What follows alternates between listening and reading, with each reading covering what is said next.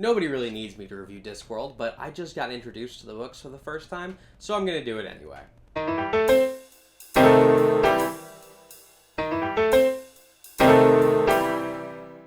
Hello, and welcome to the Book Cafe, where we review books, talk fantasy, and interview authors and editors. If you're new here, consider subscribing. So today's video is going to be a short one because basically there's not a lot I can say about Discworld that hasn't already been said. On my Good Omens video, Sherry UK recommended I start with We Free Men. Unfortunately, I couldn't find a copy of that, so I decided to start at the beginning instead with The Color of Magic. Now, I'd previously been advised not to start with The Color of Magic because it's one of Pratchett's early works, and thus not as good as the rest. And you know what? It's very evident, actually.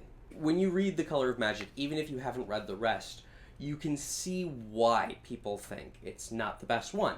But on the other hand, you can also see the beginnings of something incredible. There's little moments of parody, little moments where you can't really tell the difference between Terry Pratchett and Douglas Adams.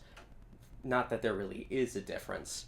They're probably secretly the same person. You can see that it's going to become something much greater than it is, and much funnier than it is. The big problem I have with The Color of Magic is that it tries to parody too many things at once. So while the story is coherent, it's a little bit less so than you might like it to be. Now that I've read a standalone Pratchett and a standalone Gaiman, I can definitely say that the parts of Good Omens that I didn't like were actually Neil Gaiman's parts.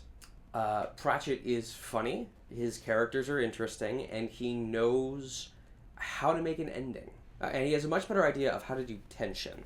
In American Gods, Gaiman tends to do these things of foreboding, but the tension never breaks the way it's supposed to, it sort of dissipates.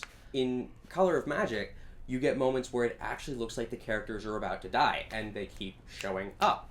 Pratchett's pacing is much faster than Gaiman's, and it punches harder. So, while overall I would put The Color of Magic itself at Buy It Used, I get the feeling that I would put the later books at Buy It New. Have you read The Color of Magic? Do you disagree with me? Let me know in the comments below. If you enjoyed this video, be sure to show it by clicking the like button. Click here on the dragon to subscribe, or here for more videos like this from the Book Cafe. We're going to be updating on Sundays and Wednesdays from now on instead of Saturdays. But I will still see you on Wednesday. Until then, read good fantasy.